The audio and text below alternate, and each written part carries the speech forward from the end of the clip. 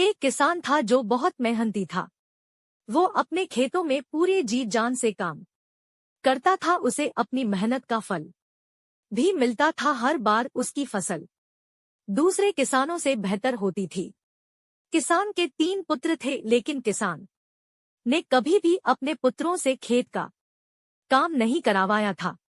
किसान चाहता था कि मेरे लड़के पढ़ लिखकर कामयाब इंसान बने। किसान का बड़ा लड़का कुछ दिन स्कूल जाने के बाद उसका मन पढ़ाई में नहीं लग रहा था। पिताजी के बहुत समझाने के बाद भी बड़ा लड़का स्कूल नहीं गया और पिताजी के साथ खेतों में काम करवाने लगा। किसान के दोनों छोटे लड़के पढ़ने में होशियार थे। किसान और बड़ा लड़का भी दोनों छोटे लड़कों से कभी कोई काम के लिए नहीं कहते थे। दोनों लड़के अच्छे स्कूल में पढ़ते थे, लेकिन वे दोनों सामाजिक गतिविधियों से काफी दूर रहे थे। उन्हें सिर्फ अपनी पढ़ाई से ही मतलब रहता था, बाकी सब कुछ उनके लिए बेकार था। समय बीतता गया। दोनों छोटे लड़के पढ़ लिखकर अच्छी नौकरी करने लगे। दोनों की अलग अलग शहर में नौकरी करते थे। वे दोनों अपने पिताजी के पास कई महीने में आते थे। किसान अपने दोनों लड़कों को बहुत याद करता था, लेकिन कोई सा भी लड़का अपने पिता को देखने के लिए भी नहीं आते थे। किसान अपने दोनों छोटे लड़कों की याद में दिन प्रतिदिन कमजोर होता जा रहा था। उधर दोनों छोटे लड़कों ने अपने लिए शहर में ही अलग अलग मकान ले लिया था और अपनी मर्जी से अपने पिताजी को बताए बिना शादी भी कर ली थी। अब वे अपने पिताजी के पास जाते ही नहीं थे। उन्हें गांव में जाना पसंद नहीं था। वे दोनों भूल चुके थे कि वे गांव में ही खेलकूद कर बड़े हुए थे।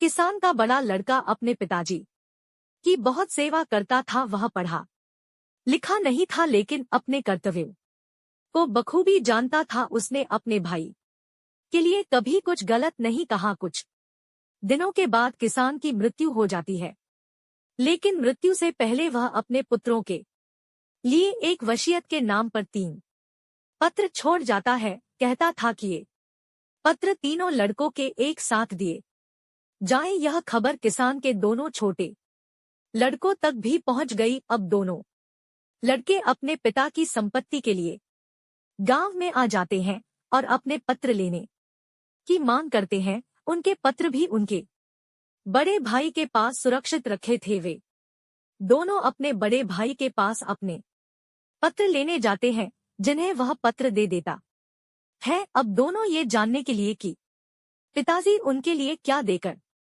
गए हैं, पत्र को खोलते हैं। पत्र खोलते ही जो उसमें लिखा था, उसे देखकर दोनों छोटे लड़के बड़े शर्मिंदा होते हैं। अपने किए पर रोने लगते हैं। उनके पत्रों पर लिखा था कि आज तक मैं जिंदा रहा अपने बड़े अनपढ़ लायक बेटे की वजह से, और आज मैं जिंदा नहीं हूँ वो अपने दोनों पढ़े लिखे नालायक बेटों की वजह से। मेरी आधी संपत्ति मेरे बड़े बेटे को दी जाए और आधी संपत्ति अनाथ बच्चों के लिए दे दी जाए। ये कहानी हमें बहुत कुछ सिखाती है। आजकल की व्यस्त जिंदगी में हम पैसों के लिए अपने माता पिता को अकेला छोड़ देते हैं, जबकि हमें अपने बुजुर्गों की अच्छी तरह देखभाल करनी चाहिए। पोस्टेड बाय कहानी बस। फ्रेंड्स, आपको ये कहानी कैसी लगी? आप अपने कमेंट्स के द्वारा हमें अवश्य बताएं। कहानी पसंद आने पर लाइक और शेयर करें। ऐसी ही कहानी के लिए हमें सब्सक्राइब कर लें। थैंक्स।